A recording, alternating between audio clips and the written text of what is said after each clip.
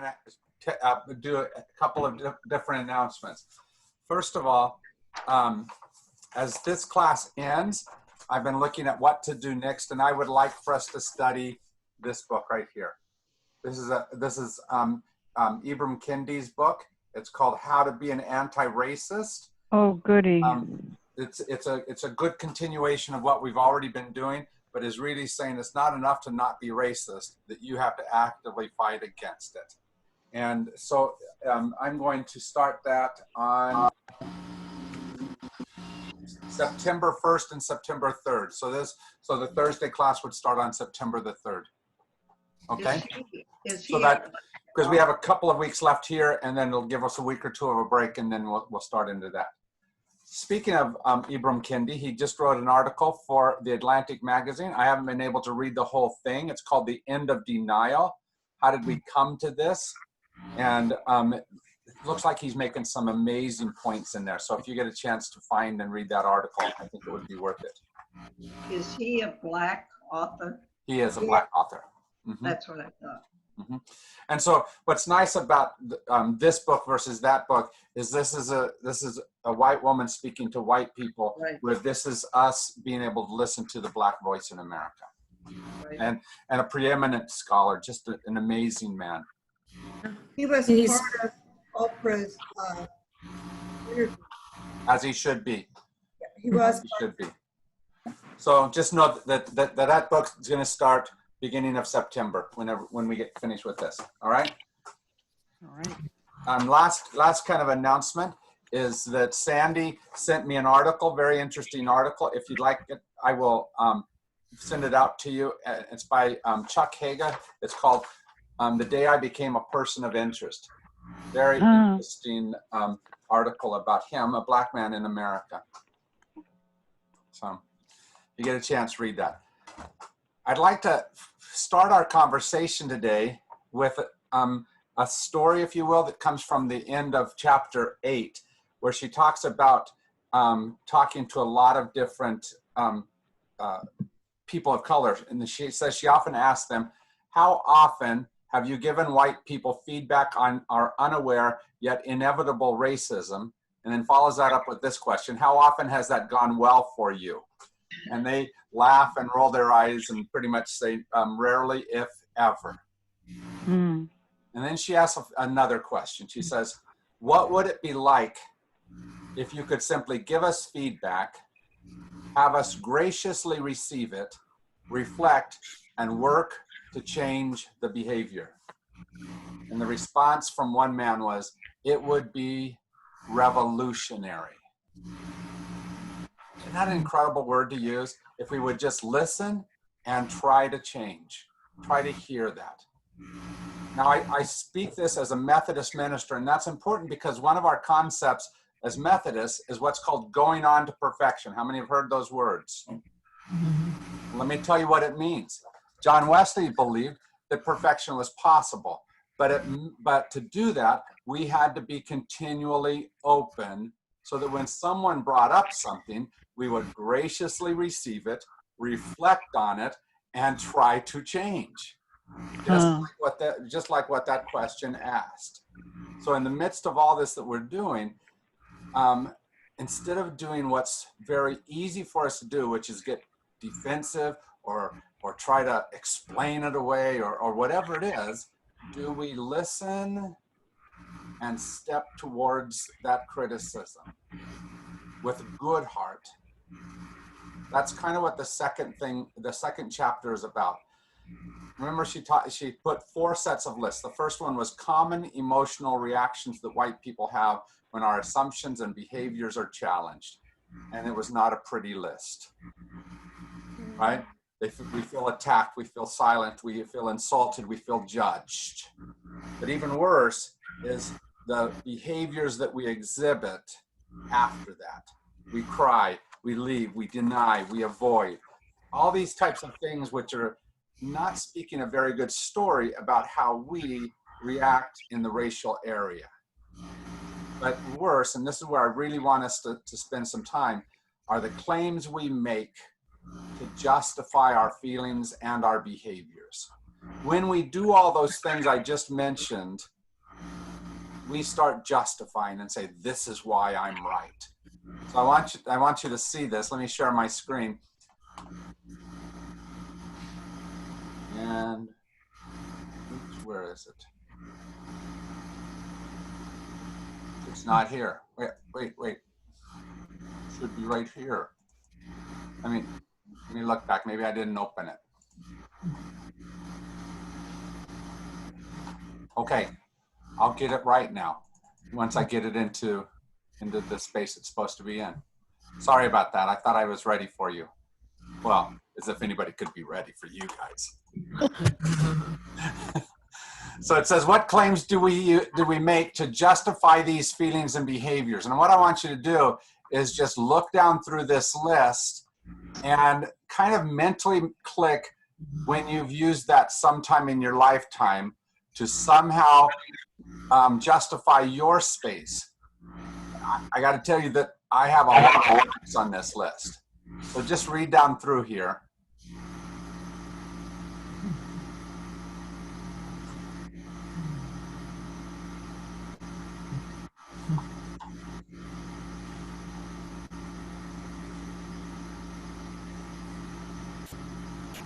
Is that the list from page 104? Oh, I'm sorry. I should have said that to you. It's on page 119. Oh, 119. 119, and then it continues on to the next page. Oh, thank 120. you. Okay. Sorry about that, Judith. I meant to tell you that.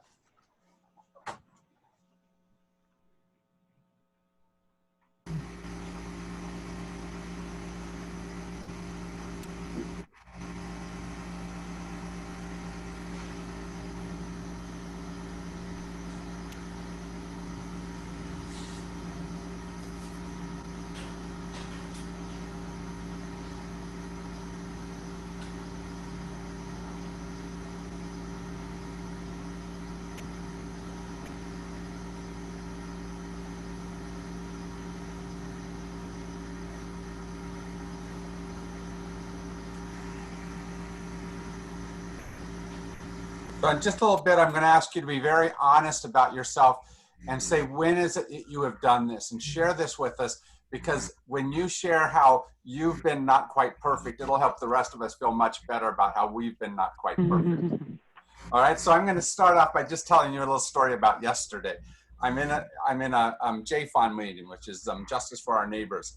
And I'm talking about, about this topic, about anti-racism and where we end up there. And so someone said something about being from South Dakota, and I made a joke about it. And then somebody else later on said, that's kind of a microaggression. That's a way of justifying, right? It's kind of this bottom line that, well, that was not my intention, I said. I'm from Nebraska, and of course we don't like people from South Dakota.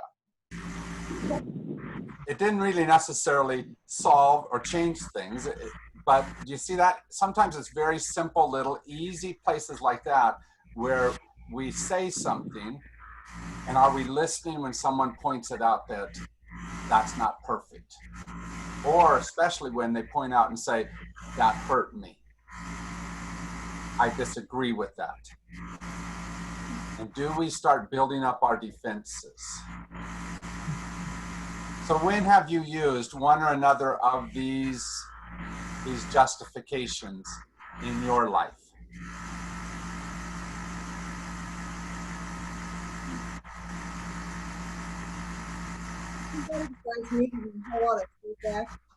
Marty, I can hear you, but can't quite understand you. I said, if anyone besides me giving a lot of feedback, I'm getting a very yeah. Yeah, I'm hearing an extra noise. Maybe we should all try to mute unless we're speaking and see if that helps. All right. So who has an example of where you were not quite perfect in this? I was going to mention something. Yes, go ahead. Not necessarily in this context, but for many, many years, I've been told over and over and over again, it's not what you say, it's how you say it. Mm. The problem is your tone of voice, and I've heard that so many times. And I keep thinking to myself, how can I change my tone of voice? so that it doesn't come off as being offensive or like I know better than you know, or whatever it is that is coming across in my tone of voice that is making other people say it's not what you're saying, it's how you're saying it, or it's your tone of voice. Yes. Because that ruins maybe what's a good thing in your heart. It puts it into a bad impression, whether or Right. not it's your intention. Yep. Thank you. Anyone else?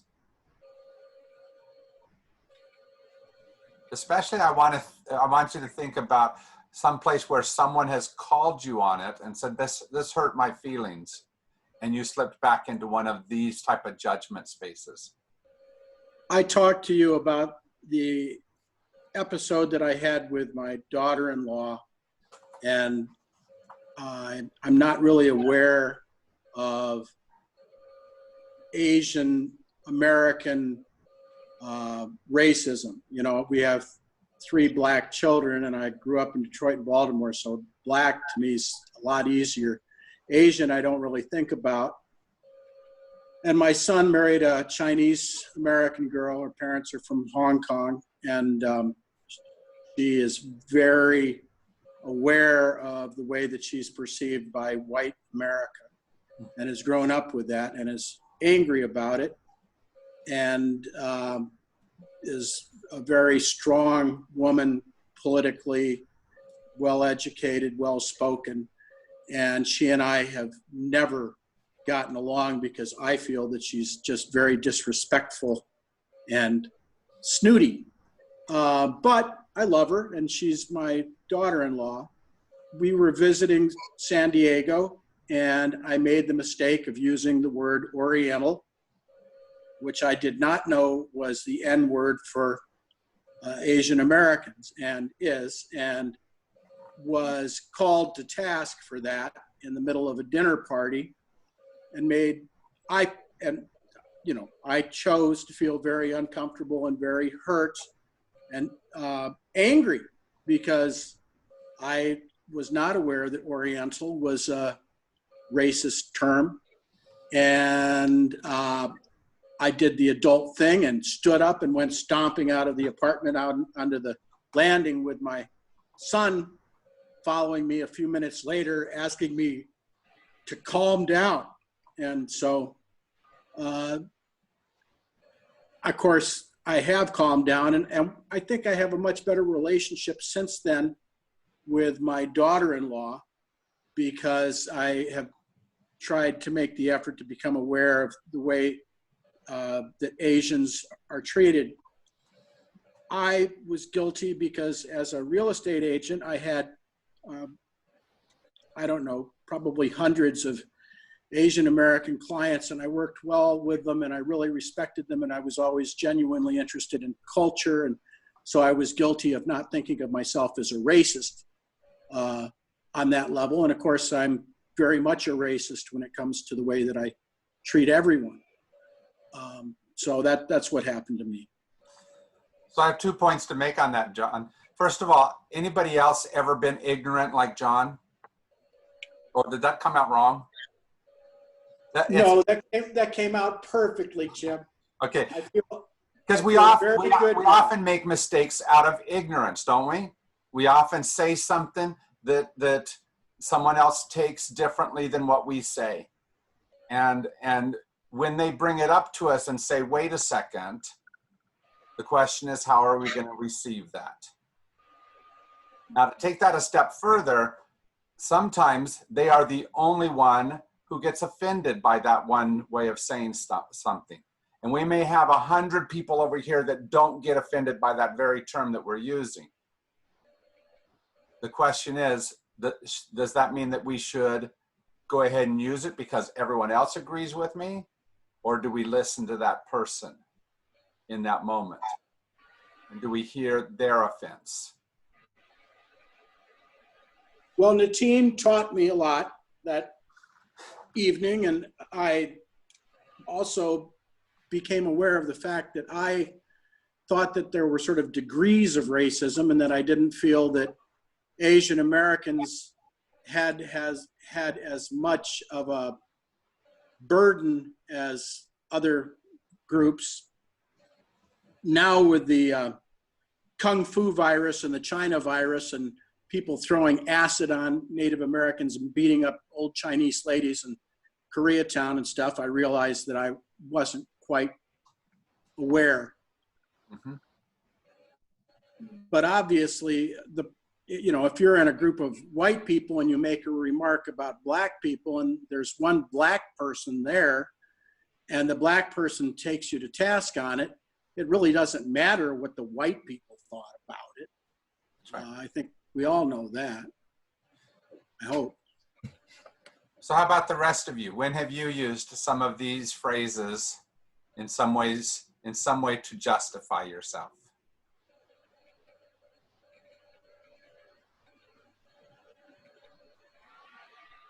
Yes. I have a Black woman friend who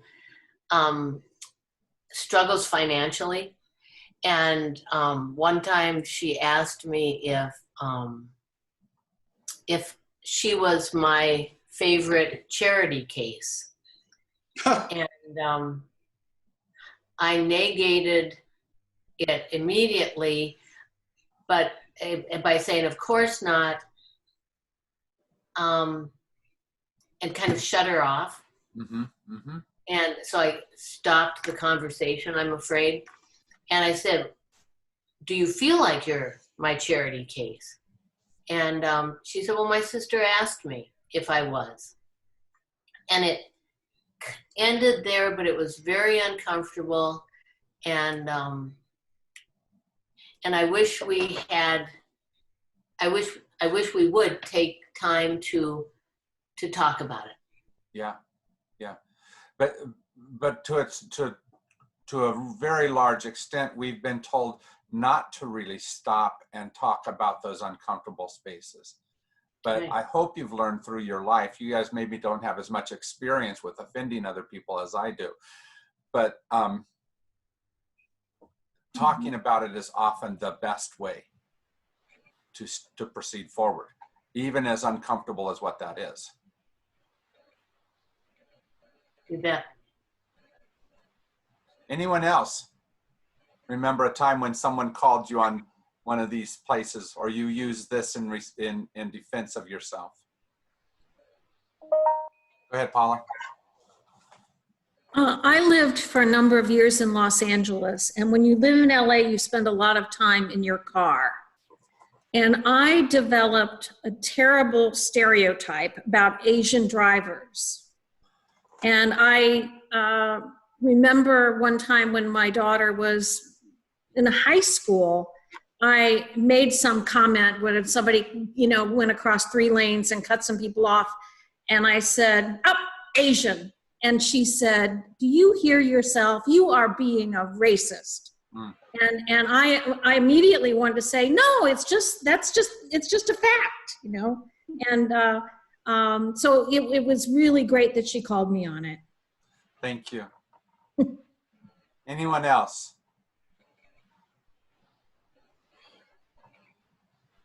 I don't think that I have been in a situation where I was challenged. And now, is that just because I can't relate to any of these? Yeah. Because I don't think I've been challenged so that I've had to answer. Yeah. And And is that unusual or? I don't mean this in any kind of pejorative way, Margaret, but the older we are, the more that's a true statement about us. Right, okay. Right? So we've had much less space where we would have been called out on racial statements. Okay, we've been in more of a white environment then. I don't know about all of your background. I don't know how much that is true. I put all these up here so that you can continue to ask yourself, No, continue to be aware and intentionally saying, when does that even just cross my mind as I go through my life? One thing happened to me in the parking lot the other day. I was sitting in my car and I saw a black man come out of Bashas'.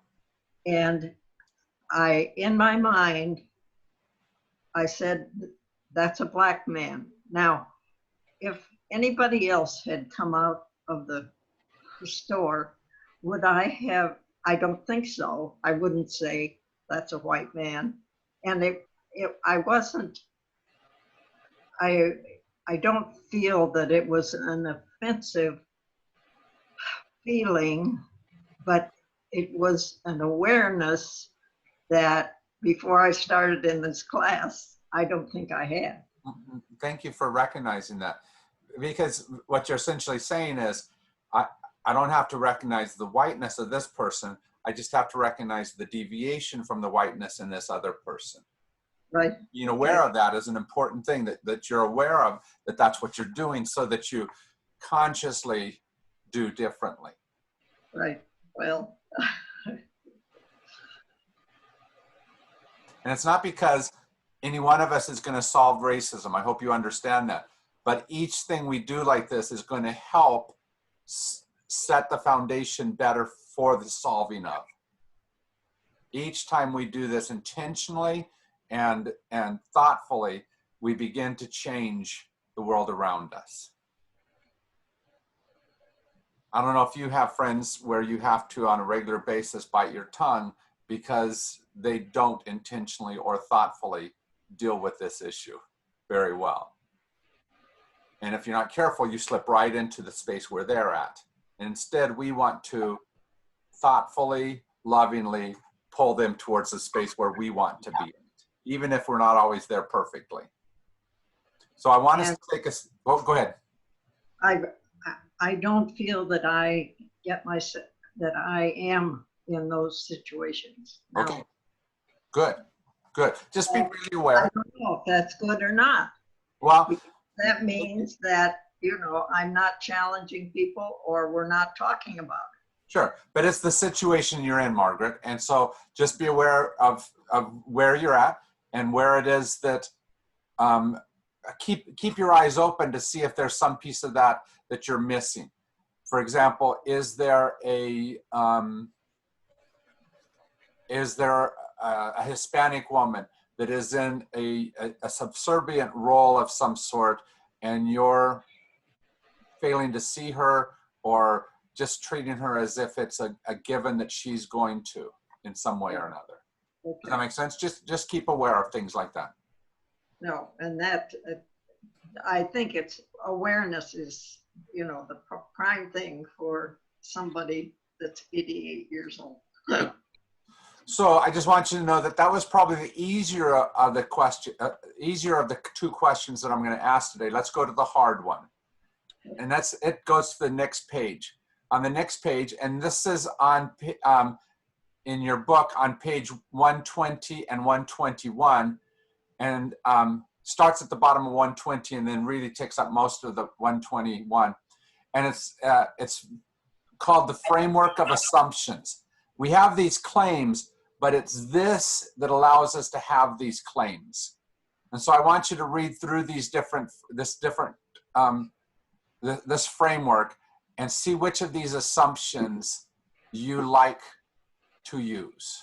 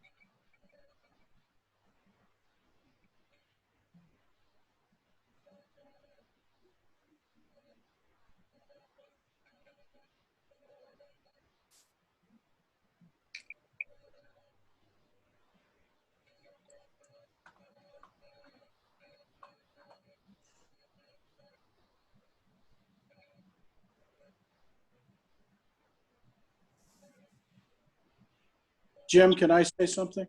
Yeah, give people just a little bit more time to read, and then we'll go to that.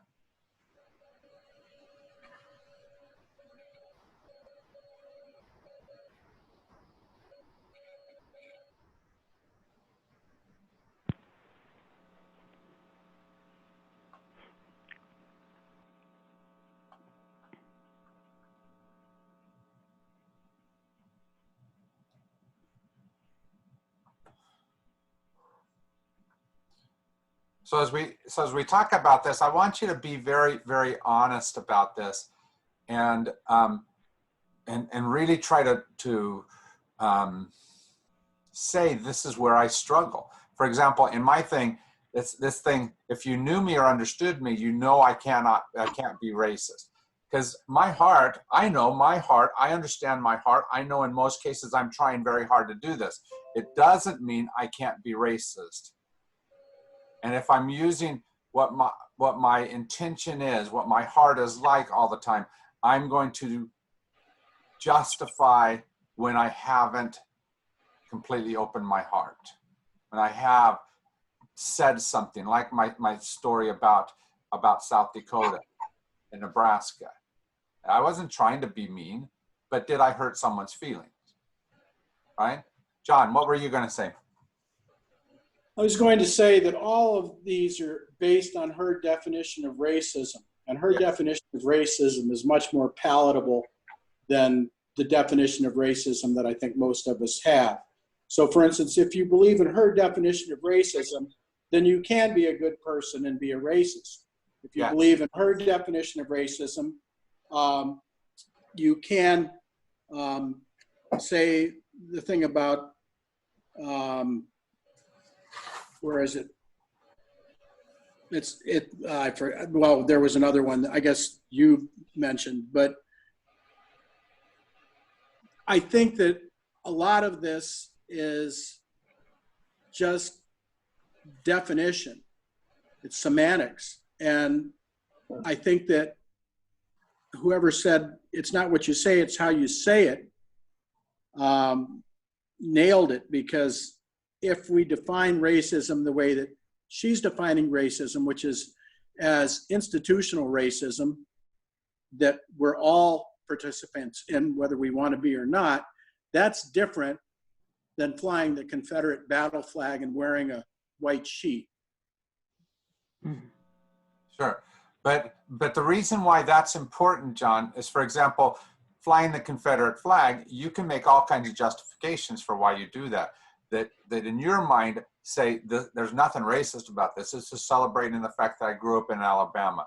This is part of my history. This, and you do all kinds of things that explain that away. Those are all, in the end, justifications, instead of hearing somebody who's saying, wait a second, that means this to me. Right. And that's what's important about this, is that it's not always good for us. It's not always good for us just to understand what we think.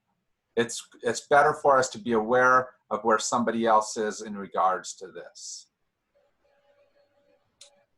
How are they? Well, we have Tea Party friends that are no longer talking to us, and we've had, one of the things that I've noticed since I've retired is that I don't, I'm not quite as diplomatic as I used to be, and I never was very diplomatic. But I do feel that you need to let people know when they're, in your opinion, stepping over the line, and that happens a lot. Right. In conversations that I have. I mean, I could do that in these conversations, and I get called to task all the time. So I don't walk on water, but I think that the way that you might be able to change the dialogue is by starting out discussing how you define racism. Because if you just throw that term out there, people are going to get upset and not listen to you and shut down. And then there's no conversation. If there's no conversation, nothing changes. Right. Yes, I agree. And which is partially why I like her definition, because it's not saying so much Margaret is racist. It's that around Margaret, there are racist issues that sometimes she gets advantage from. So it's not putting the negative as much on individuals, but it is calling us to task for not being aware of where someone else is hurt because I have privilege. So looking back at all of these things, pick one of them out. With how have you essentially used that to continue in a space of privilege? To continue in a space, go ahead, Dixie.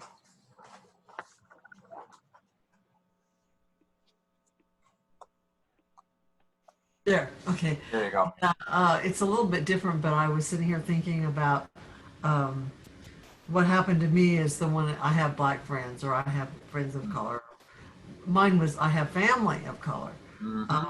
So my grandkids are biracial and Mexican.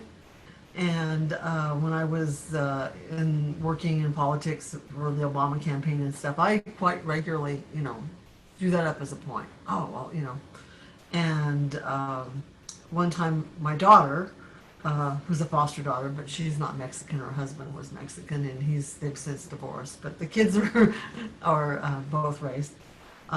She said to me one time, and I realized sitting here thinking today that what she was trying to say to me is she said, because I just kind of threw this big net over the whole family, like, oh, well, I'm for Obama and I have biracial grandkids and they're, for Obama. And she said to me one day, she said, well, Hadley is very conservative. and I started thinking about that while we're talking today. And I thought, I just sort of assumed and I used my grandchildren. And I really don't know what their political thoughts are. I really, I have some idea with one of the girls because she's pretty open about some things, but and I just realized that I was guilty of like using my family as like this big, oh yeah, see who I am, And I mean, I got real indignant and asked to have a book removed from Costco one time, and that was what I said. I said, I have biracial grandchildren, and so I was, maybe even worse than in a conversation, I was wearing this as a badge of, like honor, and I was using people, and I didn't really have any idea, and I still don't to this day, and I need to find out exactly how my grandchildren feel about things and have a conversation, or how they feel about being biracial even. I just assume. And so, anyway, that's one of my stories. The other one I don't know that I'll share because it's really embarrassing. But anyway. All right, Dixie, thank you for your sharing. I appreciate that. Anyone else? Jim? Yes. This is something that happened in the other group that I was in earlier during the pandemic, the diversity group in Mankato, Minnesota. And the whole point or the whole discussion there was about racism and how it is affected by how COVID was affecting, how racism was affecting COVID in Black people's lives. And we all know that the numbers of cases are much larger in percentage-wise in the Black community than it is in the white community. And we were wanting to talk about what might be the reasons for that. And I said, well, I think part of it has to do with poverty, and that poverty leads to some of the health conditions underlying health conditions that these people bring to the disease. And my daughter, who was in the same group that I was in, said, Mom, that makes them sound like that it's their fault. And I guess I hadn't really thought about it, that viewpoint. That might be the way they feel, that they are not getting, or that they aren't perhaps not getting the kind of care that they should, which just often happens just because they're Black, but that that they might get that feeling from the medical people and from people like me, who might make them feel like that we think that they deserve it because they're overweight and have diabetes, and which a lot of white people do too. So this was something that it never occurred to me that might be something that they would perceive Yes. from that. Thank you. Thank you. That's great sharing. Anyone else?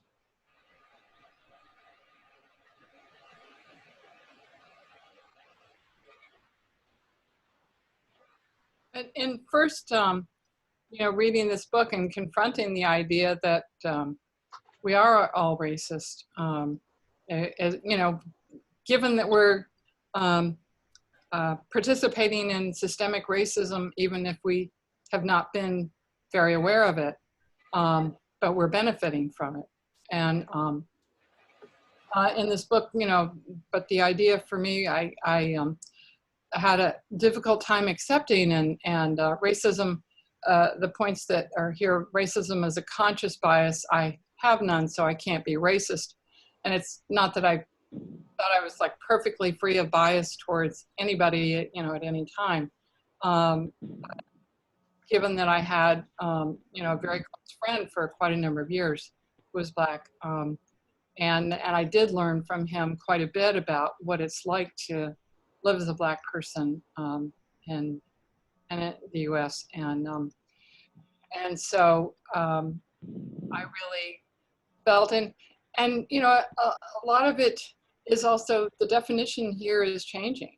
Right. As we start to take responsibility for the racism, the systemic racism, because a few decades ago, sure, it was the KKK and those people who really were the overt racism. They were trying to be racist. They had intentions of being racist, and that's how we used to define racism.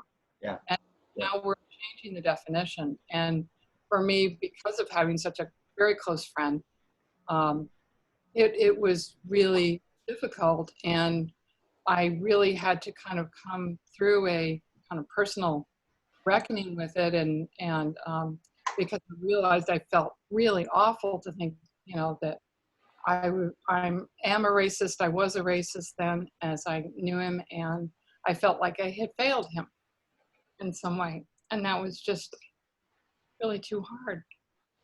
And I'm sorry you felt that way, because that the good news is you are much better then. All right, there's a lot of people you can point at that are not good, that are intentionally trying not to. That doesn't mean we can't be, or that we shouldn't continue to work on it. Because if we should be at this level, it doesn't matter if some people are way down here and we're much higher than that. We want to be at that level. We want to lift ourselves up to whatever our norm is there, right? And if we only compare ourselves to those that are worse, we fail to move forward. So thank you for being honest. And it's good that you have somebody who has taught you a lot about racism. I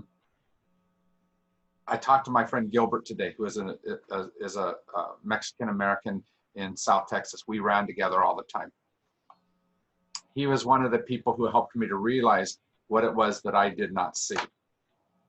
I was a minority in my town, only about 40% Anglo, more than half of the town was Hispanic. But I had power and privilege that he didn't have. And by getting to know him, he began to open my eyes to that which I didn't see myself. I didn't solve it. I still have much to learn in that area.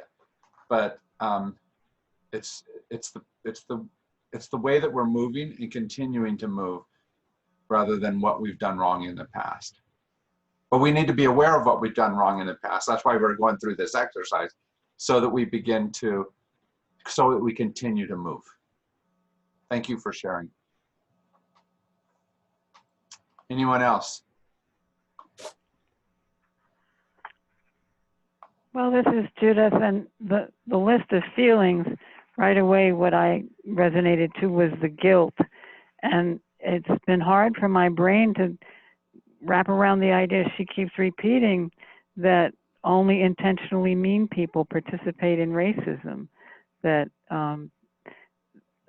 I want not to be a racist, and I'm really thrilled to think about learning from the book how to be anti-racist. That this has just made me conscious, and so it's the past that makes me feel guilty, and to keep focusing on, well, what from now on can I think and say and do to be different? So that's what I needed to share. Yep, that's exactly the attitude we want to have, is we want to notice the past so that we make sure that we more consciously move towards the future. Thank you. Jim, there's another aspect of white privilege that I know I'm very guilty of. When Wait a second, John. You have more than one mistake? I have so many. But I remember when Trump was elected, there was a woman, Maria, at the office who was just ecstatic because Trump had won. And over the years, I have made the mistake many times of stereotyping people of color as having similar political stances to mine, because of course mine's correct.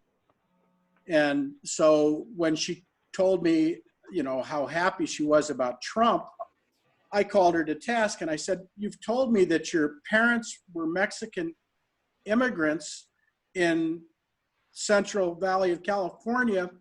He would have sent your parents back home. And she said, well, that has nothing to do with me. I'm an American. And I just, you know, that's something I have trouble accepting. It's, you know, it's like Biden, wonderful Biden, who everybody seems to think is a good guy, you know, making the statement that if you're black, you can't vote for Trump. Talk about a racist statement. Yeah. And we make those kinds of statements as quote unquote liberals or radicals or whatever we think we are all the time. Yes, because it's much easier for us to do that, which is part of her caution at the beginning of the book, that who she's talking to even more than those who feel who from our perspective feel very racist. It's to those of us who are comfortable in the fact that we're better than, and so we no longer recognize the racism in ourselves. And it's just arrogance. You know, I'm such an arrogant person, and I just need to be aware of that. Sure. And just know that it's very human as well. That's part of why we're doing this, is because all of us easily make these same types of mistakes and excuse them in ourselves, and that's what we have to stop doing. We have to start seeing, not because we're bad, but we don't look at them to say, oh, Jim, you're horrible at this. You look at it so that you become better at this.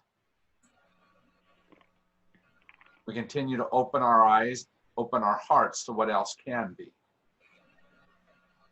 One of the ones that's interesting here, see this one right here? If I am feeling challenged, you are doing this wrong. And we continually do that if you're challenging me, then you must be the one that's wrong. Well, the reality is sometimes we need to be challenged, don't we? We need to be. Jim, I was thinking the same thing. Go ahead, Judy. Well, I was just thinking that some of these could be turned into correct statements with very little work. For instance, the one right under that, it's unkind to point out racism.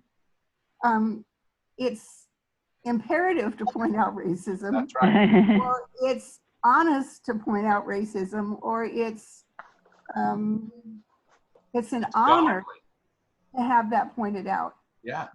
Rather than just ignored. And you know, I think I may not have had as many confrontations as I deserve because people didn't want to challenge me for whatever reason. But I also have recently learned a phrase from a friend of mine that it's virtue signaling. Yeah. That we and I have said, you know, well, my black friend so and so is a signal that I'm more virtuous than reality has it. Yeah, yeah. We do that in a lot of different ways. And the other list, you know, I've had those used against me in conversations that were uncomfortable from people of my family, not of any different race. But, you know, you shouldn't be making me uncomfortable. I don't like your tone, all that kind of stuff. Yeah. Is pretty off-putting regardless of where it comes from. Yeah. Well, and part of our task as we move along is to try to figure out how we've done this so that somehow we can be in conversation with someone who does the same thing, and not in a scolding way, but in some kind of way that helps the conversation move around that objection that they're putting up. The same type of objection that we've done. But if we never see it in ourselves, if we can't recognize it in what we've been, then it's harder for us to recognize, and especially to be a positive force in the midst of when they do it. And what we ultimately want to do is make it so that all of us are thinking about this better than what we do up to this point. Paula. In the last few days, I read an article about a study that was done by something called the Public Religion something Institute. And their finding was that white Christians are more likely to be racist than those who are not Christian and so on. I just thought that was an interesting, it sort of, it surprised me. And it wasn't just a minor difference, it was like a 30% difference. Yeah, it was huge. We who go to church are some of the worst offenders. Mm-hmm. And partially it's because we justify it with some of the things that are on this page, but also through a lot of our good church words. Right? I go to church, so I can't be racist. Mm-hmm. I think specifically they also mentioned progressive Christian and that's what we consider ourselves, progressive. Yeah. And that, you know, I always thought that the bad folks were those conservative Christians, but the progressive Christians are just as arrogant and think we're right kind of people. Yeah. And a lot of it comes down to, are we open to when someone says something? Do we get defensive? Do we explain it away like all of these things are doing? So look at this one right here. I'm entitled to remain comfortable, have this conversation the way I want it to. When it comes to racism, I'm not certain that we are entitled to feel comfortable.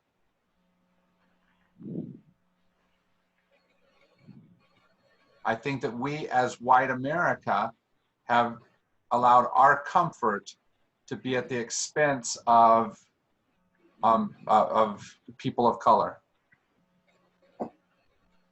And so part of the price to move towards where we need to be is for us to not be comfortable in these conversations, so that we move towards the space where all of us can have comfort, not just some of us at the expense of others. But how many kind of like being comfortable? Much easier, isn't it? But at whose expense?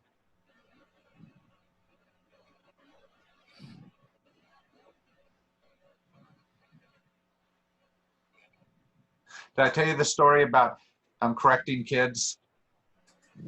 My little Spanish language kids, that many of them had come from other countries, probably carried across the border with their parents. as and as a good American, when I was correcting one of them on the playground, I would say something like this: "You look at me when I'm correcting you," which is a very white American thing to do. But if you're talking to a Hispanic from another country especially, very often what they've been taught is to divert their eyes, show humility and respect for the one who is correcting them. And when you tell them to look at you, what you're telling them is, be defiant to me as I try to correct you. So I was letting my comfort make it so that they were essentially doing the wrong thing in their mind.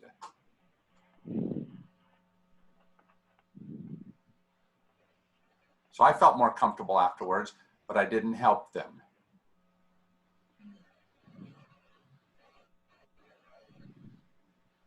That's what we have to really be aware of. Whether or not it makes complete sense to me, I have to be aware that they are saying and hearing something different than what I am, and I have to open my heart to what that is that's being spoken in that moment. Not just what I hear, but what they feel. And all of these things, these sayings that we use, these justifications, make it so that I miss seeing the human being in front of me.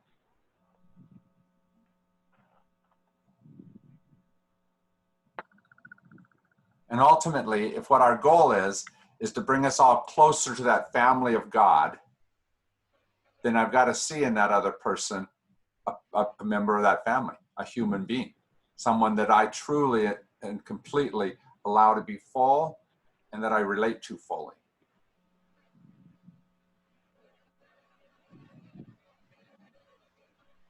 And the racism as it plays out for us very often takes away their humanity because it's more comfortable, easier for us.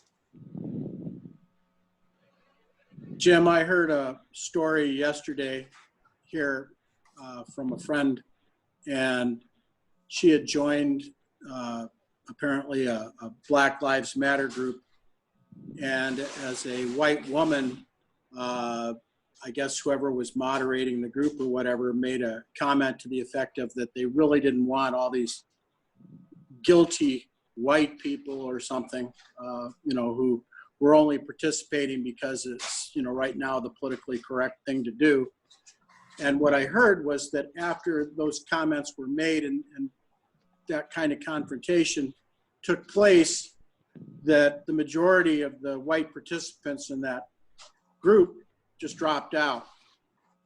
And that's exactly what you're talking about. We should feel uncomfortable. We should be,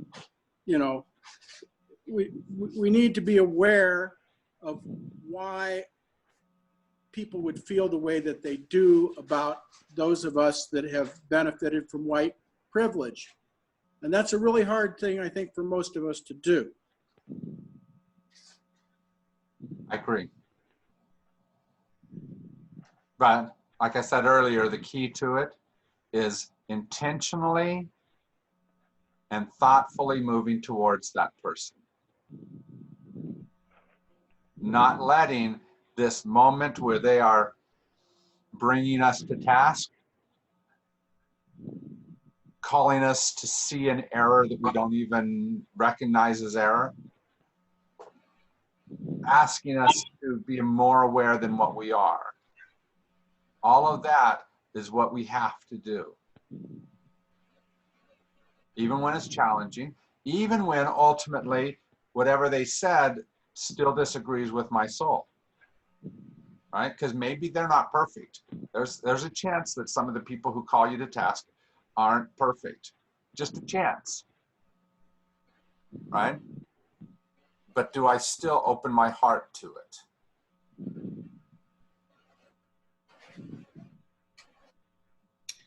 Jim, I felt like in reading the book generally that she did not take that path. She basically would use every situation where she was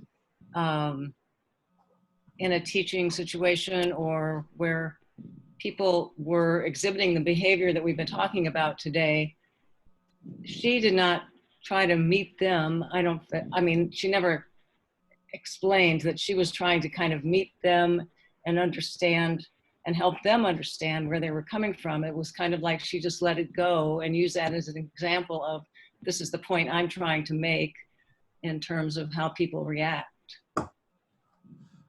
This is how I take how she talks to most people in her workshops. You brought me here to point out the problems in you. And so I'm going to do that.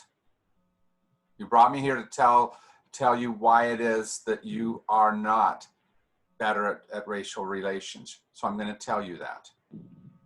And then what she tells us very often are the ways that they react to her being honest with them. The hard part is that we're not being hired as the person to fix them, right? But our job as human beings in this world is to be in that space where we draw each other towards better being. So in a way, we all have the task of helping each other be better. The hard part is we don't have the license in the moment, so we have to go at it more carefully. Well, I'm just glad we've had the opportunity to have this other side, you know, this balance of, yes, this is what you can expect. Yeah. But this is what, you know, you want to try to do to get beyond the point of someone else putting up their defenses. Yeah. It's an ongoing issue, Meg. I wish that I could say that next time you talk to someone, that your words are going to magically change them into the perfect person. Now, you might have that power, but the rest of us will probably struggle a little bit more. Right. But I think it's in that struggle that we truly do the hard work. When we try to figure out how to not just get angry at them, but really work towards helping them move forward. Where we are challenging enough that we don't let something just sit there and we ignore it, but we also help that person move forward. I told you last week about my conversation with Mark, and that has continued onward, and it's been an interesting conversation. It helps that I continually can remind myself that I love this man. If you do that and you continue to relate to whoever it is that you love, even when right in this moment, not quite love seeming, if you continue to do that, then that will help. Thank you so much for your honesty today and for the conversation. Thank you, Jim. Bye-bye. Take care, my friends. Yeah.